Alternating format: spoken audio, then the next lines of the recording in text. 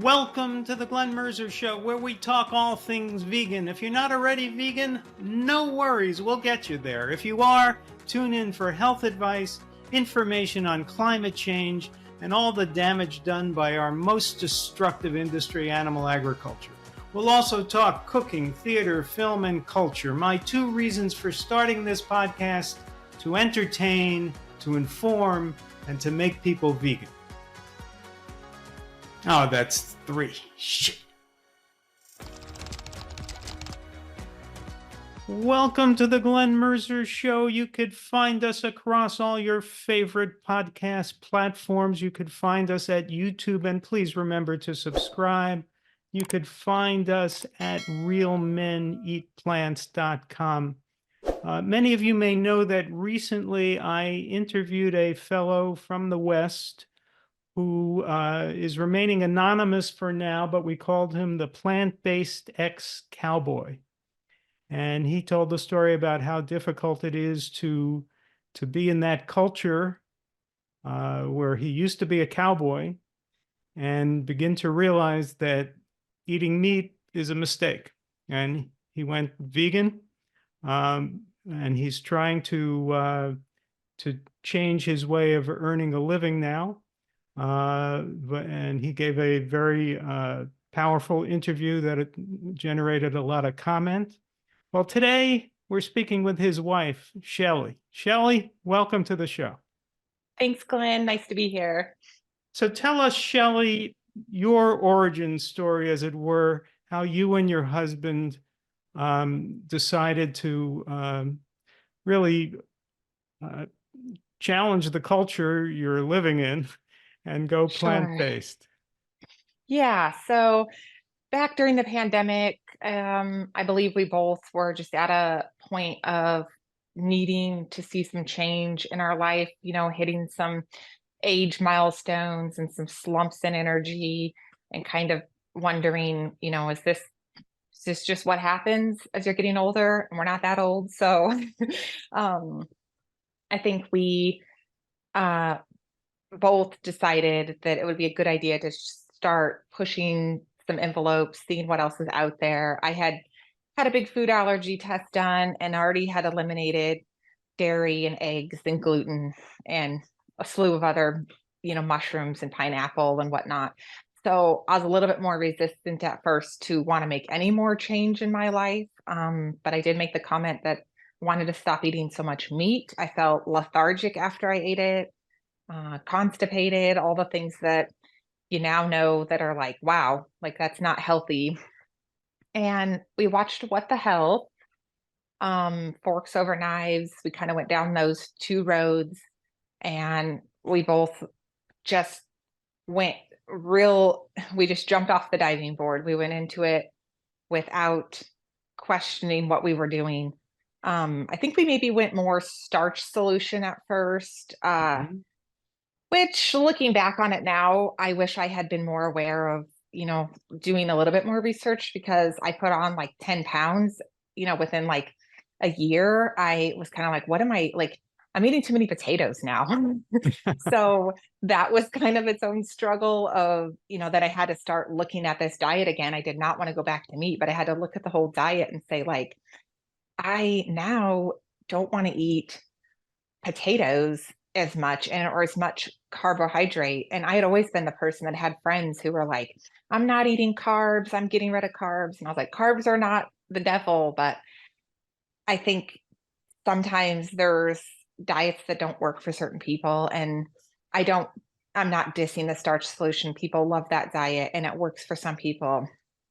But it was definitely a road that I got on that I was like, wow, I wish I had done just a little bit more research in that. But getting rid of the dairy or the meat really, really just was like night and day how much better I felt. Just the clarity, the mental clarity was amazing. Now, who said first, let's do this, let's go vegan? You or your husband? Yeah, boy. I kind of feel like we watched the What the Health documentary. It was probably a little bit more my husband saying, like, let's really give this a go. And we dabbled in it for the first few weeks of like, we'll eat meat just once this week. And every time we ate something, of course, you have to remember like the environmental aspect wasn't really in play because you live in the West. I mean, look out my window right now and there's cows across the way. Like it's not, you just don't think twice. You just think like meat is just part of your daily life. So yeah, I definitely think it was my partner first. Mhm. Um, and think I was really close behind him. I maybe felt a little sad that I was not giving up meat, but just that I was going to have to start sacrificing even more of my food restrictions. And food's just been so powerful in my life. I've had so many experiences with food, like everyone has when you get together at the holidays. Like you don't want to be the person sitting out, where now I'm like, I'll just bring my own food and I'm happy eating whatever I bring. And most people are curious and ask questions. And we've always said, like, try what we're eating if you want. It's hard to see someone else eating meat. Right. Now, did you give up meat and dairy at the same time? I had already given up dairy, eggs, and gluten Oh, that's right. for 3 years before that. Yeah. Right. Yeah. And so that was all on my husband to give up, which dairy was big in his world. So Right. I think that probably was more of a struggle for him. I don't believe right at first he gave up dairy. I think that was more like meat and then dairy and then eggs Right. for him. Mhm. And what was the reaction from your family and friends? Yeah, friends locally in our area all kind of, I think they were under the belief that we were just going to stop doing it. We're going to tire of it. It's too much. It's too new. One of my friends, she's uh, a cattle rancher family, and even when I talk to her now, like she's super open to having discussions about the dairy industry, and I can't get her to cross over. She will eat anything I make. If we're going to get together, we have to eat what I'm eating, and Right. she doesn't care at all, and she loves everything. Family, yeah, very open on my husband's side of the family. His parents mostly transitioned over to a plant-based diet, which is Oh, remarkable and super awesome to see. So that was amazing. And we give them a lot of props for it. We're like, you don't have to be perfect, but you're making an effort. My family, my dad has Parkinson's, and I'd really, really like for him to try a plant-based diet. And the few things he has tried, he's really enjoyed, but he's very stubborn and he's in a stage of his Parkinson's where I don't know that he would fully commit. I think I would have to live closer and do more of the cooking and bring it into the world. But there's no shame. No one's ever shamed us for our mhm. eating style, which is great. Yeah, that is great. Did you grow up in the West? Yeah. Yes, I grew up in Arizona, Okay. big cattle country area, big horses, like, yeah, desert, high desert. So Mhm. you grew up in this culture in which there were cowboys and everybody ate meat, and it Mhm. was sort of unthinkable to do otherwise, right?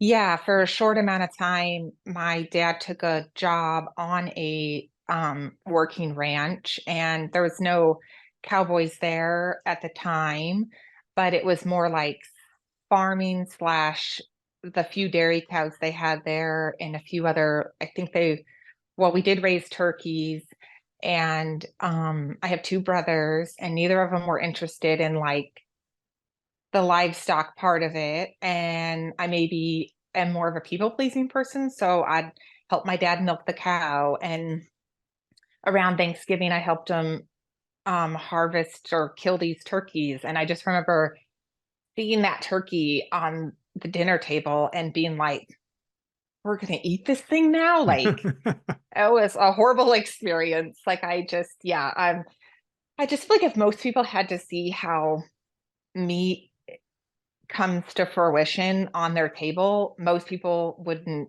eat meat. Right. I just don't think yeah, it's really a cruel world. Right. Well, that's the tension. On the one hand, everybody thinks Yeah. it's normal. Everybody Right. thinks that we are the odd ones not eating Hmm. animal foods. And on the other Hmm. hand, most people, if they actually had to participate in it, to slaughter the Yeah. animal or even milk the cow, Right. they would have trouble doing it.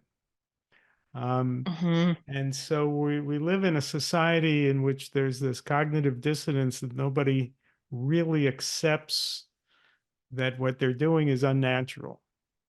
And this isn't the, Right. it's, it's not the natural human diet to eat animals or to eat the lactation of major mammals. Oh, Um, and yet yeah. we're the It's odd ones eating human food.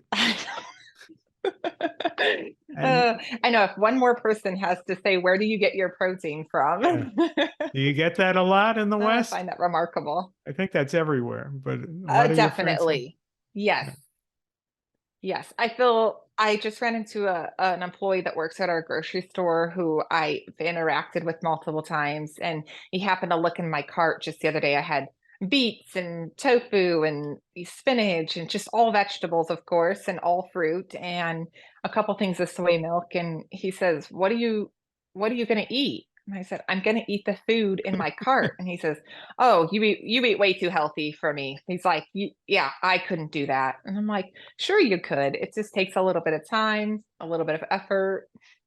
And the fun thing about the whole lifestyle change is it's just all so new and adventurous. Like you really can't create anything that doesn't taste good. Like it's Hmm. so amazing that we've put so much emphasis on a piece of meat on our plate and then the vegetables around it. And Hmm. then when you go vegan or plant-based, you say, I don't know what to make for dinner. And it's like, well, Right. you make everything you made before, but you take that piece of meat and you don't eat it.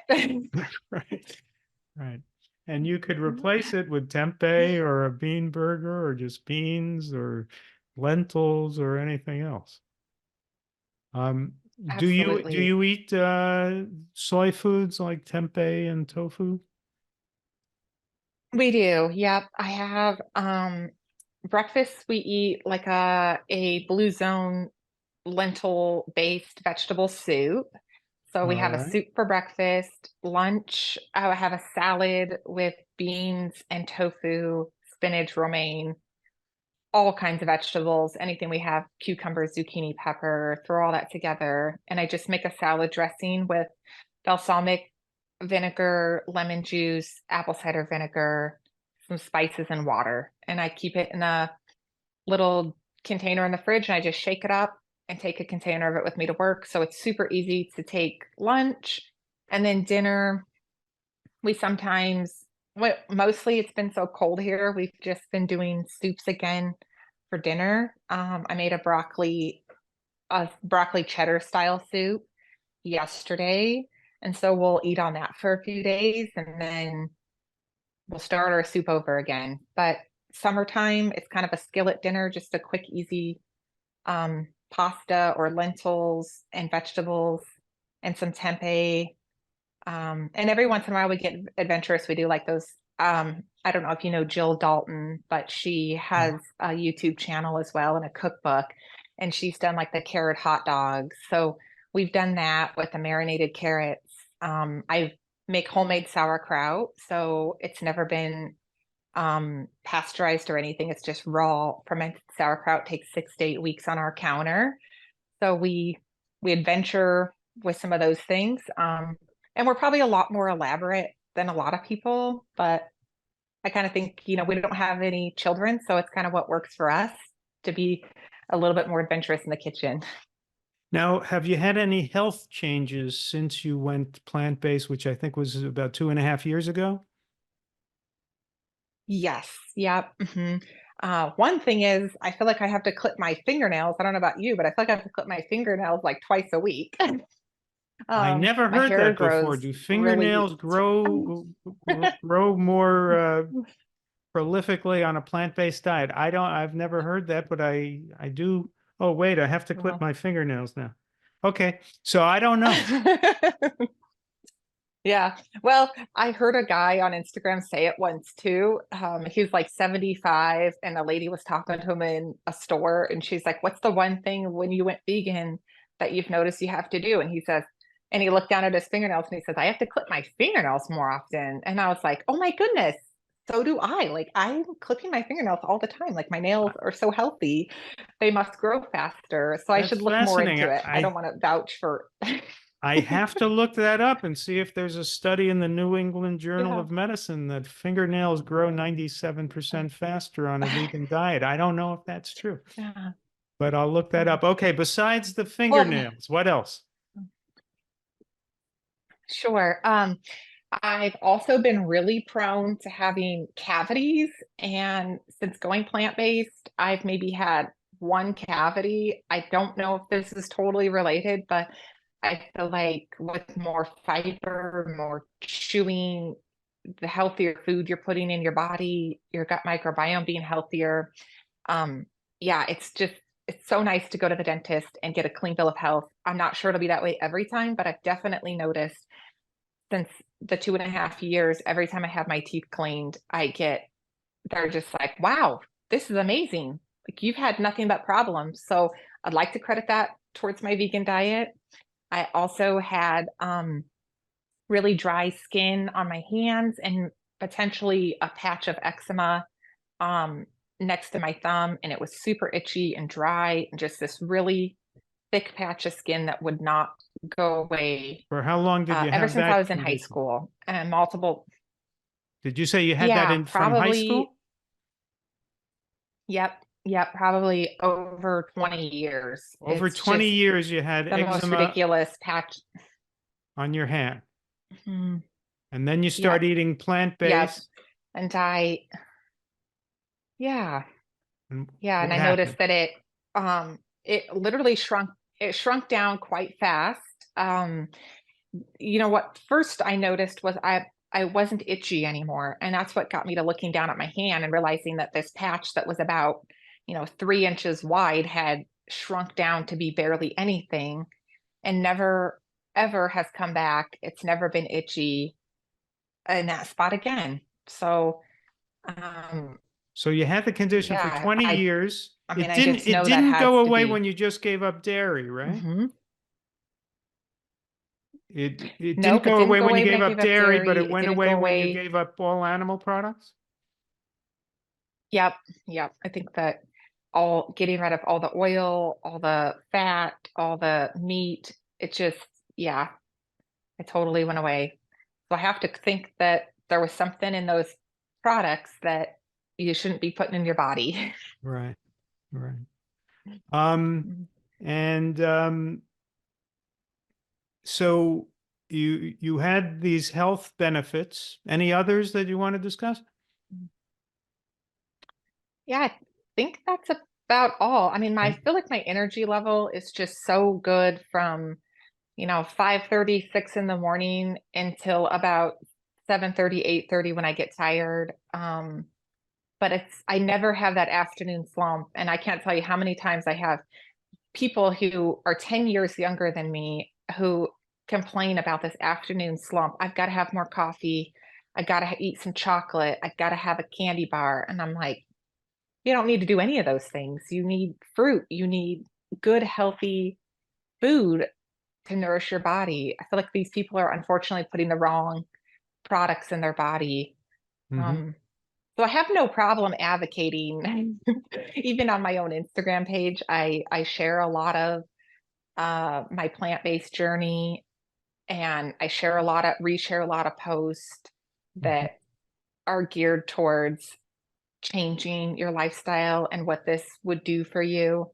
right. So I get a few people who give me feedback, and no one's ever been mean to me about it. But I also just never know who it might touch. And I feel like if you can give people a little kindness and a little grace with this process, you have an easier time making friends. Mhm. Have any of your friends decided to go along with this transition and go plant-based themselves? Yeah, have not fully convinced anyone. A girl that I knew years ago, she's been vegan for I think she said 7 years now. She lives up in Oregon. We reconnected. And I had known she was vegan. I just never, when I was eating meat, I never thought to even ask her what her lifestyle was about. So that's been nice to reconnect with her. She's asked me a lot more questions because she's kind of been on this vegan junk food train for a while. So occasionally I post a lot of my food pictures on my Instagram page and she'll ask like, what's in that? Or how can I make that? So that's been fun. And my local friend here in town who I meet up with, uh, she's, she has me make, like a banana chocolate chip, really like flax seeds, chia seeds. There's a breakfast muffin that she eats in the morning for breakfast. So that's been nice. She eats the smoothie for lunch. So she stays away from meat until dinner time. And her husband, of course, is a rancher. So I feel like I'm hitting a brick wall with the dinner time meal, but the same kind of thing. I just encourage her, if she can, to put what she wants on her plate and not worry about what the husband wants to do. It'd be very hard to be in a relationship and not have your partner on the same page. Right. All right. We'll take a brief break and we'll be back with Shelly. All right, if you've ever wanted to show off your plant-based lifestyle and do it in style, here's your chance. We have some of the most amazing t-shirts, hats, accessories, coffee mugs, and more at shop.realmeneatplants.com. We have statement t-shirts that will bring a smile to everyone's face. I love the I Want Tofu Tonight tee. Plus, we have podcast tees, Real Women Eat Plants gear, Real Kids Eat Plants, and Real People Eat Plants, just in case men, women, and kids didn't cover it all. Yeah, we love you and love that you want to show off that healthy lifestyle of yours. Again, check out our high-quality gear at shop.realmeneatplants.com and enjoy. All right, we're talking with Shelly, and I think her fingernails have grown a good deal since we saw her just a minute or two ago. So Shelly, did you grow up in a hunting culture? Did you ever go hunting yourself? Yes, I grew up in a hunting culture. From a very young age, I can remember my dad and his brother were both avid hunters. Yeah, it was nothing out of the usual to see a deer or an javelina hanging in our garage. Like they processed all the meat themselves. Never thought twice about it. As a teenager, I never wanted to big game hunt. It just wasn't something I was interested in. My brothers weren't interested in it, but my dad would dove hunt or quail hunt, and I did go a couple times with him to bird hunt. And do you remember Luckily, how I'm a that really bad shot. Oh, you were a bad shot, so you didn't hit any? Yeah, Good I for don't you. believe I got any of them. But do you remember Yeah, how and it felt to see the bird shot out of the sky? there's a feeling around it of like panic when you see them fly up into the air. They've been spooked somewhere and they scatter up into the air. One thing I don't know, I've never really been, I mean, you shoot guns, I have a hard time not wanting to flinch or close my eyes. So I'm not a good person to put a gun in my hands. But yeah, I remember feeling this exhilaration at first, seeing the birds go up. And then, my dad was always a good shot. So I'd go gather up the birds. And, there's something about picking up this little floppy bird and you're kind of thinking, well, this thing's like, 5 ounces or something. Like, what are we going to do with this? But we didn't ever waste food. Yeah, it makes me sad and kind of this pit in my throat to think about being part of that culture. And even this morning, my mom shared an article from our local area about these elk herds that are coming out of the mountains and kind of hanging around in our area. And the Game and Fish here is going to let you get a license to shoot them because they don't want them all around. And the article's so clickbait. And I responded back to her politely, but I did respond to her letting her know that, we built these homes in the elk migration pattern and we've warmed the planet up. And now the elk come down and they're of no harm to anyone who lives in this area. But as humans, we think we need to get overly involved and that it's our job to manage that herd of elk who's not harming anything. They're not breaking into your house. They're not running off with your baby. Like they're not doing they're not destroying your property. It's remarkable to me. So growing up in it, thinking nothing about it and looking back on it now, I oftentimes catch myself having the thought when no one gets a deer or no one gets an elk. My dad can't hunt anymore with his Parkinson's, but his brother still can. And a lot of years in a row, he hasn't gotten anything. And I always think to myself, well, the deer or the elk or the antelope won this year. And I mean, I feel good that they didn't shoot anything. Right. And they know where I stand on it. So I don't think there's any ill feeling between us about it. But I definitely, yeah, I'm glad I didn't shoot a bigger animal. I'm sorry that I shot at some birds. Well, luckily you missed. Now your Yeah. husband though used to, before he went plant-based with you, he used to hunt Mhm. and bring home, I Yeah. think, venison. Is that right? Yes, he harvested a few elk and a few deer in the time we've been together. Yeah, so similar situation. I didn't ever go with him. He always went solo. I assumed we needed to eat meat, and I think it's safe to say, even from his point of view, that we thought we were doing the right thing. If you're going to be a meat eater, then you should harvest your own meat. You should get the animal, clean the animal, hang it up, butcher, get all of it butchered and wrapped yourself. Yeah, so that was definitely, it never fazed me because I grew up around it. Right. But looking back on it, I kind of am in the belief of like, why did we need to do that? Right. It's funny to use the word harvest, which is the word we use when you harvest fruits and vegetables. But of course, Right. you do that Yeah, without shooting anything. So, that's very true. I know when it's, I like sort of balk at that now whenever I hear people say that. I clean houses, and I had a lady tell me that they harvested an elk, and I cringed when I heard her say that. And I thought, ugh, I'm like, you didn't harvest an elk. But I didn't say anything to her at the time because I kind of feel like if you come across it with being negative to people and shaming them, you're never going to get them to come to your side. It takes some comfort and some compassion and some caring to coax people into trying something new. Right. And do you try gently to coax people towards veganism?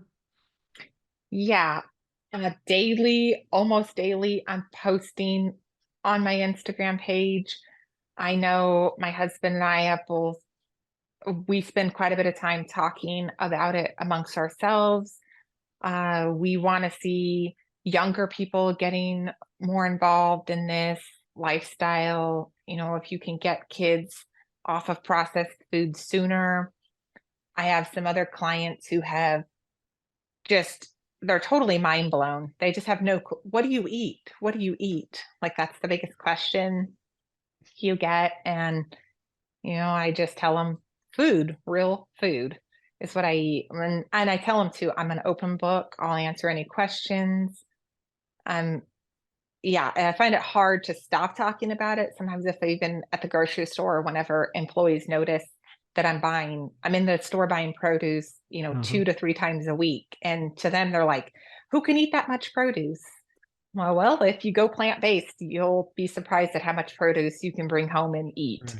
Right. Um, Speaking of being an open book, have you read much plant-based literature? Yeah, early on when we started this process, I read the Starch Solution, Mhm. really enjoyed the simplicity, and that's not taken away from anything that the author and the Dr. community has John brought. McDougall. Yeah, yeah, not taking anything away from John's program. It's amazing. Appears to be that it works for a lot of people. I believe for myself, because I was set into early menopause through endometriosis and a hysterectomy, it was not the best approach for me. And at the time, I was so new into the world of plant-based that I didn't really, I just read the book and followed the recipes. And slowly over a year, I put on about 10 pounds and could not understand why cutting out all my oil and sugar and any other fats, like I barely was eating any nuts. I could not understand why I was gaining weight.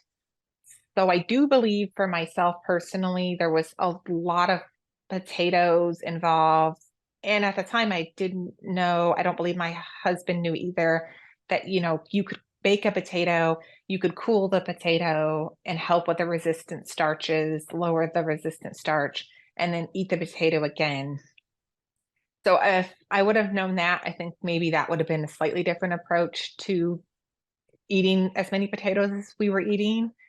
And we kept our diet super simple. At the time, we were not as adventurous as we are now with the plant-based Mhm. diet that we're on.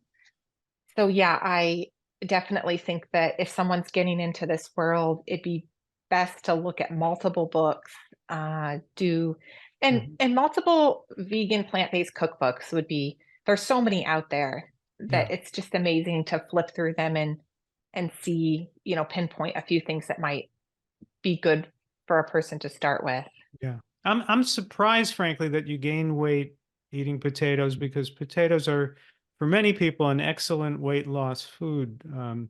The magician, let's see, Penn and Teller, Penn Jillette. He wrote a Mm. book about how he lost, I don't know, 100 or more pounds on the vegan Mm. diet, and for a long time he was eating nothing but potatoes. So for many people, potatoes work well as a weight loss food, of course, as long as you're not putting something fattening on it, but apparently not for Mhm. you. And so people are different. Yeah, and the approach might have been that the potato for myself, where my age is at and where hormonally my age thinks that it's at, and just recently even talking to my women's care doctor again, and because I had this procedure done, then I have to be on a supplement of estrogen. And I also discovered I should have been on a supplement of progesterone too to kind of help balance that out. And had this big women's panel done through a naturopathic doctor called the Dutch test. And that was really eye-opening to kind of see like how my body was processing what I was offering it. And my vitamin levels were astonishing. Even my naturopathic doctor, when she read it over, was like, wow, like I don't know when I've ever seen someone's paperwork look so good for so much stuff. But my progesterone was so low that it was almost non-existent. So there's probably that factor that hormonally I needed help with that. And then maybe the potatoes wouldn't have been such a problem. Mhm. And it wasn't like I was eating 5 potatoes a day, but potatoes were definitely a huge part of my diet, along with other starches, rice, and, you know, some frozen corn, like some other vegetables that Mhm. maybe at the time I should have done a little bit more sleuthing because everyone I followed has like, you'll lose weight. And I didn't really have any weight to lose. So to gain 10 pounds felt very out of body. My husband lost weight. No one I know has gained weight. So So I could be an did you lose the anomaly. 10 pounds after you gained it? Just about. It's just about Okay. all gone. And Okay. I feel better. I feel healthier. And so Yeah. what did you adjust Yeah. when It is you for adjusted to less potatoes? What did you make up for it with? Mhm. Yeah, less starchy vegetables for myself personally. I talked to a dietitian online. She just gave me a couple free consultations to try to see if maybe there was some tweaks that could be made. And that's when I switched over to eating a salad for lunch because that just works for my style of work. I'm so busy that I can't really stop and eat a hot meal at lunch. So, but years ago, I was putting potato in my lunch. So the potato was just, I think I ate the potato 3 times a day. So Mhm. now I eat potatoes, you know, 4 or 5 times a week. So the potato is not Okay. really gone. Right. I don't eat rice very often. I'm gluten free only because of my food allergy to that. And then anytime I've had real gluten, I notice it's all sinus issues. I get really stuffy headed. It maybe affects my bowels. So I don't do gluten other than I discovered I can eat the Ezekiel's bread, which contains gluten because it's all sprouted. So maybe part of it was I needed to heal my gut microbiome early on. I was on a lot of antibiotics when I was a child. I was born early and just immediately sent to the NICU and pumped full of antibiotics. And then I had lots of bowel trouble as a child and given more antibiotics. So, and then with all my dental issues, they just write you a prescription for antibiotics. I never even questioned it until I probably was in my early 30s. And I was like, I can't keep doing this. Right.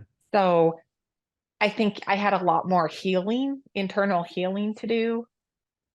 So I think, yeah, low starch vegetables worked good for me. I could eat a ton of cucumbers. I like peppers, carrots, zucchini. Like I can eat all. I didn't eliminate any vegetables out of my diet other than beets because they make me really itchy, and some mushrooms. So you can eat some mushrooms, but not others. Yeah, oyster mushrooms and portobellos. For some reason, those little white capped mushrooms, they make me super itchy. Not sure why they are on my food allergy test. It could Mhm. just be a skin allergy to them.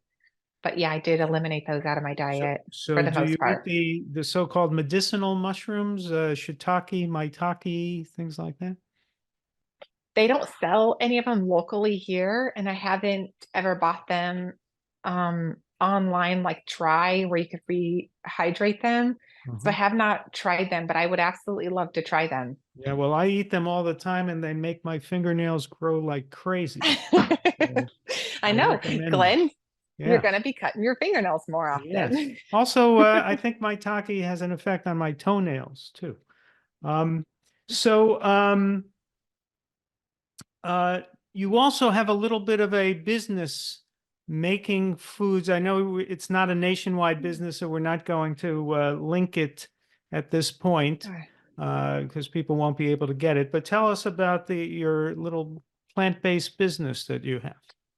Yeah, I decided the Facebook Marketplace to put some post on to sell some vegan cheese that I was making with cashews. And that led me down the path of connecting with some local people who are vegan and plant-based in our area that I had no clue about.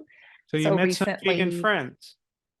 yeah. And I'm hoping And this summer we can get together and I don't know, do a potluck, share some stories, share some recipes. are they all out vegans or are they quiet vegans? That's a good question. I haven't broached that question with them. Okay. The people that are showing up this afternoon, they ordered They've been ordering a soup. They just work full time, and one of them's going to school full time. So they're very busy, and that was their whole thing. They want to get away from so much vegan junk food and convenience food. So I did a vegan chili last week for them, and this week I did a vegan split pea soup. So they're going to pick it up today, and I'm hoping they have a little bit more time to stick around. I would like to ask them some questions. So yeah, that's definitely a good question to ask them if they're out about their choices. If I snoop around on Facebook, you wouldn't know they were vegan. So whether they, of course, they told me they've been at it for 16 years. So that's amazing. And they had the same question when they reached out. They were like, where are all the vegan people? And they're not from this area. They're out of state, from back east. And I thought, well, it's slower going here. We're definitely behind the times, but I think we can get there. I'd like to do some stuff with the local farmers market this summer. Some kind of, moving some ideas around, selling some soups, maybe selling the vegan cheese. People really like the desserts with the vegan food. I don't want to really have any white sugar in my house. I do date sugar and some dates. And That's what Chef so AJ uses to sweeten her desserts. Do you follow Chef AJ? I sure do. Yeah, I really like all her videos. She's got remarkable amount of energy. She's got there's going to be a new dessert cookbook by Chef AJ coming out in the summer. Okay. And Okay, I'll have to check it out. Beautiful book. Awesome. Yeah. That'll be great, because I think that kind of stuff, like even getting our local library to carry something like that would be amazing. They've had some more books at our library that have been about environmental impacts of animals. And I think that's really big for this area where everyone's so deep into thinking you have to eat animals, and especially to live here. You don't want to be shunned. Do most people in your area accept that the climate is changing, that humans have altered the climate? No. No. In our local town, I would say yes. It's a lot more liberal here, and I think people are more open-minded. The state as a whole, definitely not. No, there's the belief that we're not doing anything wrong. The impact we have is not big enough to matter. Yeah, I think, and maybe my point of view would be that it's generational. There's a lot of families that have been here for a long time, and you just kind of do what your family does, and you don't really buck with tradition because you don't want to be the outsider. Right. I wonder how hot the earth has to get before some people will accept that we've been heating up the earth. No, I do not know. The science that establishes that that carbon dioxide is a greenhouse gas that will heat the atmosphere was first established in 1856. They did the first experiments. You would think that it would sink in by now. But yeah, it's painful, isn't it? Yeah, it's remarkable. And I think too, my family in Arizona, the other day it was 78 degrees, and I thought it's almost 80 and it's January. Yeah. And in Phoenix last summer, it was something like 115 for a whole month. Yes, it's so hot. And if it gets 5 degrees hotter than that, and if you can imagine if the power went out, what a disaster that would be. And the power goes out so easy there. Growing up, that was a big, like you'd have a thunderstorm roll in for the monsoon. Power would go out without a drop of rain hitting the ground. And it was so hot. You had to open up windows, open up doors, try to cool off until the power came back on. So their power grid is not stable. Yeah. So I think, and there's so many people moving to that state. It's remarkable. Well, we've had terrible climate events, as you know, terrible hurricanes in Florida Mhm. and storms in Texas, and the Texas power grid was not up to it a couple of Mhm. times. Um, but I think if the power went out in Phoenix in the summer, Oh, that would be worse than yeah. anything we've experienced. Um, Yeah. so, but even among the people who accept the reality that humans have altered the climate, not Mhm. many of them understand that what's really altering the climate is animal agriculture more than the burning of Yes. fossil fuels. Yeah. Yeah. And this is the issue with, yeah, dairy in the dairy industry where you see that people neglect the fact that we're doing something so detrimental, and or the amount of water that's used. You think about the amount of water that we expend for this animal agriculture world. I just heard somewhere recently too where they said, "Oh, well, we have to say that this meat contains water at the grocery store." And the person on the video was like, "Why?" And they said, "Oh, well, they power wash the meat at the slaughterhouse, and unfortunately, it absorbs some of the meat, some of the water." And I thought, "Oh my gosh!" Like, Right. Well, I think it just comes. the of the countless reasons why plants are healthier than meats, one of them is water. Mhm. People go through life often in a state of dehydration. It's not healthy. It causes all kinds of health problems. And people say, well, Yeah. drink 8 glasses of water a day. Do you know Mhm. anybody who drinks 8 glasses of water a day? I mean, that's hard to do. Oh, I got to have another glass of water. Most people don't do it. So how do you get eight Yeah. glasses of water a day? You eat Yeah. fruits, you eat vegetables, Mhm. you eat grains, which are Mhm. boiled in water. So, you don't boil a steak in water and then, Mhm.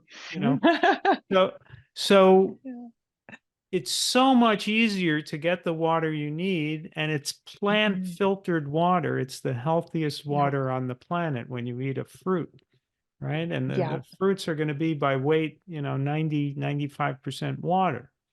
So Mhm. the way you get your water is to drink a couple of glasses of water a day and eat fruits and vegetables. Um, Yeah. but when you get water from meat, you're absolutely right. Some of that is what is called retained water. That's a nice word for it. It's like harvesting meat.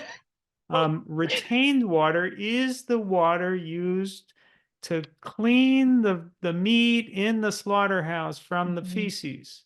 So that's, Oh, which would you rather have, the water in a grape or the retained water from trying to power wash the feces off the carcasses? You God. know, No, and it's tough just choice. remarkable. Yeah.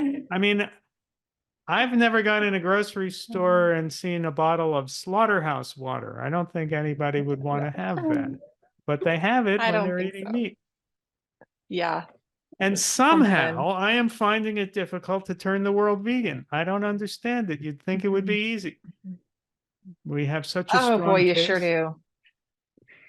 Yeah, and maybe part of it's there's too much government involvement in schools, and I see at my houses too the school menu, and the meat choice of the day is listed in big bold lettering, and everything else is teeny tiny underneath it. It'll Yeah. say spaghetti with meatballs and, Yeah. You see, chicken. Like, it's like everything's remarkable to me. Like, we're not helping young people. right, It's a right. disservice. Now, if I were to advocate any policies, Uh, let's say to encourage hospitals to mhm, serve plant-based meals, which is what the mayor of New York is doing with remarkable mhm, results. People would say, "Hey, leave government, get government out of our lives. We don't want more government. right, Don't right. force us to be plant-based." What they don't Mhm, understand is government is in our lives. government is serving food in schools. The government is serving food to the army. The government is serving food in public, institutions. And hospitals are serving foods to people. Some of them are aligned with the government. And so, you can't say get the government out of our lives. In some areas, the government is in our lives already. And what I'm saying is, instead of them subsidize, they subsidize the dairy and they subsidize animal agriculture in general. They buy up vast amounts of dairy and bring it into the schools. Yeah.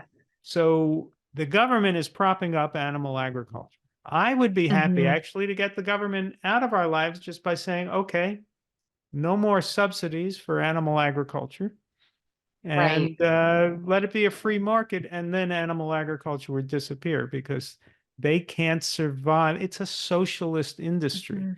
They cannot survive without animal agriculture, without the government. And I don't think most people are aware of it. Even my friend whose husband is a rancher, and she'll complain about tax season and how much money it costs to do whatever. And I said to her before that I was like, well, your husband gets major tax write-offs for raising cattle. And she looks at me with this glazed over look of, what are you talking about? And so I went into a little bit of it with her, and she's like, well, yeah, but everyone else is getting it too. And I was like, no, everyone else in animal agriculture, like, to step away from it and to realize that this is not going to hurt. It'll hurt the people who are in it right now because they're so deep in it, they can't see out of the well. That's the hard part, is getting people. You hope that generational, if you can get the youth on board, start young, and help people understand what exactly they're putting in their bodies. And even just myself personally, when I've been at the grocery store, now that we've been plant-based vegan, I sometimes walk down the center aisles to get an idea of what other people are eating. And I just think it's remarkable to think that nothing on those shelves, everything looks so catchy and so pretty, that I'm like, this is our problem, is some people are paid really well to market food, to say, well, it's whole grain. And turn it around and you're like, it should have to list that it has glyphosate or other chemicals in it. Like, no one even understands the food labels anymore, but we accept it because no one wants to question it. If you had a mass group of people question it, you could make major change. So yeah, I'm on the same page. I don't understand why it's so hard to get people to even just try. Right. I mean, if you walk down the average supermarket, 90% of it, everything outside of the produce aisle, pretty much, is not food. It's just either it's overly processed junk, or it's dead animals or lactation. It isn't human food. And people keep eating this and becoming more and more obese. Yeah. When I was a kid, there wasn't 42% obesity in this country. Oh boy. Now there's 42% obesity. And if you even mention that, you're fat shaming. And I'm not fat shaming anyone. It isn't healthy. Right. It isn't natural. It isn't right. You don't see any 100-year-old obese people. It just isn't healthy. No, it leads to all kinds of diseases. It should not be normalized. And it just goes on and on, where people keep eating these non-food substances, these dead animals, bovine lactation products, and processed foods and sugar and oil. And they get sicker and sicker, and then they get all riled up about medical care. Either for or against Obamacare, whatever. And Well, maybe if you Mhm. ate food, you wouldn't care that much about medical care. You wouldn't have to go to the doctor that much. Yeah, And I wish doctors had better training too. That would really make a difference. It's so hard in the medical world because you show up and the first thing they want to do is prescribe you a right, pill for something. And I have people who are 10 years younger than I am who complain about joint pain and make comments like, "Oh, I'm just getting old," or my shoulder hurts. I'm just getting old. And I've said to them like, "You're not old. You need to eat different. You need to eat better." right. You I'm need to eat so human puzzled food. that that's not even a question that they venture down because they don't understand that they're being poisoned. And the food's so highly addictive. Yeah. That's why I think even this couple that I'm selling the soups to, um, eat vegan junk food. It's super convenient. They buy a frozen dinner that is geared towards saying, and it looks pretty. The container looks pretty. I stopped at the store to look at, the vegan, um, Right. food the other day, and I was like, oh, well, okay. I guess we're up against that battle too, because Yeah. some big mega corporation owns this company and they make it look pretty and they try to appeal towards people who are trying to eat healthy. Yeah. I'm so disappointed in the vegan junk food, and all the coconut oil that they Oh put in my this gosh. vegan junk food. It's so Mm, unhealthy. And it's yeah. it's it's really it's really an obstacle to trying to Mhm. transform this world into a vegan world, because there are Yeah. vegans eating this diet. They're not any healthier than anyone else. And you read studies now, Mhm. more of the nutritional studies than not will show an advantage to eating a plant-based diet. The studies universally show that a plant-based diet leads to healthier blood pressure. They almost universally show that there's less cardiovascular disease and so forth. But the studies aren't what I Mhm. would love to say. I would love to see a study that says that if you're a vegan, you live 10 years longer. Well, sorry to say, there are no Yeah. studies like that. And Right. why not? Well, Yeah. because Mhm. first of all, some people who become vegan at 70 years old after they get a heart attack. Mm. So Mhm. not like they're starting their life as vegans.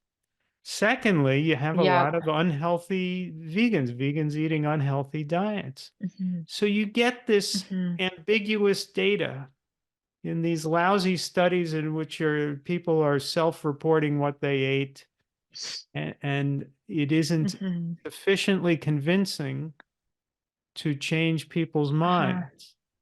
But then occasionally there's a Mhm. study like Dr. Esselstyn's study where he took people who had profound heart disease, who were essentially being given up on, and he put them on a whole food, low fat, optimal plant-based diet, and they survived and thrived. Mhm. And you can't do that with Yeah. sausages. Nobody will ever Yep. save the lives of heart patients with sausages and butter. So it's been proven, but you have to know how Uh-huh. to read the studies and which studies to ignore. Mhm. But if people would stop eating the junk food vegan diets, we could get better data and better results and have people be better examples of being healthy vegan. Yeah. Yeah, and then you see documentaries come out, like the Dan Buettner one, Living to 100. It's Hmm. amazing to watch it. I feel like there could have been some points that should have been highlighted stronger, that this Hmm. was a vegan plant-based message. Yeah. And I know what people say. The feedback I've gotten when I've talked to people about it is that, oh, well, those are in the blue zones. Like those people, that's all they've been doing. So it looks unachievable because these people don't live around us. We don't see it right out our back door. It it just gets lost. It falls Yeah. on deaf ears out Yeah. of the fear of like, that's not us. Like those people live thousands of miles away. I'll never go visit those places. And in my mind, I'm like, Oh, maybe that's the whole thing, like some kind of tourist venture into this world, like, but it's, yeah, Every I place think you could need a be a real blue strong, zone. clear message. Every place could be a blue zone, Absolutely. you know? Yeah. Um, Yeah. Yeah. and the one thing that the Democrats and the Republicans agree on, there's one thing. Mm, They all vote for the farm subsidies for animal agriculture. mm, That's the one mhm. thing they agree on. So, we have so much Yeah. to overcome because Yep.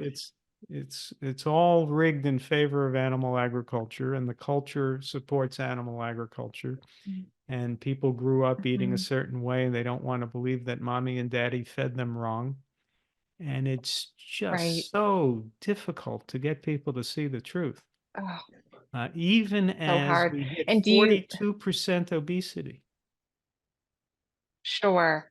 Do you think that they are in this belief system, like the Republicans and the Democrats are agreeing because they don't want to disappoint? Like there must be some level of disappointment that they don't want to get involved in. Well, They don't want to be the person to pull the plug on it. look, they're representing states where there are a lot of farmers who make money off it, who make money off subsidies. In fact, couldn't survive without the subsidies.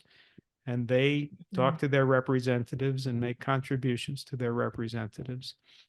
And, the broccoli farmers and the Brussels sprouts farmers are not well organized. They don't say, why don't we have any right. subsidies? Um, Hmm. and so they have nothing to lose politically by voting for it. And they feel they have everything to lose, including their jobs, if they vote against it. So they all vote for it. Hmm. And, you know, since, if you remember, what is it, 10, 12 years ago, when the nation was up in arms about whether or not we should have Obamacare, subsidized health Hmm. insurance, which today is a very popular Hmm. law. I think it polls at about 60% popularity. Okay. But whatever you think of it, whether you're for or against Obamacare, here are the facts. Um, since then, obesity and undoubtedly it has given about 20 million more people health insurance, Hmm. presumably therefore more access to doctors. So presumably 20 million more Americans are going to the doctor now. You would think that's a good thing. Well, obesity was 36% when Obamacare Hmm. became the law, and it's now 42%. So clearly going to the doctor doesn't Hmm. help much, does it? And in fact, Hmm. 20% of the doctors are obese. So the Yes. Oh my solution goodness. Yes. isn't in healthcare. The solution is in Uh-huh. your diet. Hmm. Whatever, Yeah. whether you like Obamacare or not, doesn't matter. It saves a Hmm. lot of people money on their health insurance. It's probably a good thing for people to have health insurance. I'm not attacking it. I'm Hmm. just saying it's not the solution to your health. The solution to your health is to eat human food. Yeah, it'd be nice if the options were towards dietitians who actually could promote more plant-based eating, Right. even just getting people on board to try it. The dietitian I talked to was not plant-based, but she knew a lot about the plant-based world. I believe she consumed dairy. I don't know that she consumed meat, but I do know she consumed some dairy. Um, and at the time, since I was doing a consultation, I was like, I'm not getting into it with you. I just need some help with what I'm doing. Right. But I think in the healthcare world, it would be beneficial for some nutrition help and some mental health help. Like Yeah. it's remarkable to think that those two things have so much linked in common, that we've lived through an ongoing pandemic, and yet mental health care is still so unaffordable. In most places, health insurance barely helps a person. Hmm. I know where we're at, it doesn't help you. Like our health insurance doesn't do anything for mental health care, Hmm. which is it's remarkable to think that yeah, the obesity rate has gone up because doctors don't know enough as well. Everyone's exhausted. No one knows what the right thing to do is because no one wants to do some further experiments and looking at some stuff. I'm hopeful that we'll get there. I just think it's very slow. Definitely optimistic, which sometimes I think is probably, in my world, the optimism is because I want to think that as humans, we can make changes. I made the change, you made the change. My Right. husband made the change, his parents changed. And he's Like a cow. it's He a was a snowball cowboy. effect. If your husband could do Right. it, anyone can. So yeah, you would sure think so. I think it's just, you've Well, got to get optimism is important. healthcare. Yeah. I call optimism the sixth Yeah. macronutrient. And There you go. I did a podcast with my friend Dr. Silas Rao where we discussed that because you need optimism to live. Yeah. And I really liked that podcast. He was a thank you. great guest. Thank you. Yeah, you guys both did an amazing job. I listened to it and I came home and I was like, did you listen to Glen today? Well, thank you for that plug. Oh, go on. You're go welcome. on. So, but optimism is important. You can't live without it. And I struggle to keep mine going, but I always listen to Silas if I feel my optimism flagging. Yeah. Well, if anyone can change the world, he can. Yes. It's been great chatting with you, Shelly, and I wish you and your husband well. And please keep helping us turn the West vegan. You're in charge of the West, okay? I got you and your husband in charge of the West, and I'll just do a lot of podcasts and I'll give people different assignments. Okay. All right. Sounds great. Well, we're up to the challenge and we appreciate talking to you. Thank you. Take care. Thank you. Thanks. This has been the Glen Mercer Show, where everyone listening turns vegan, regains their health, and annoys their friends and relatives. Find us on YouTube at the Glen Mercer Show and across all your major podcast platforms. Don't forget to subscribe.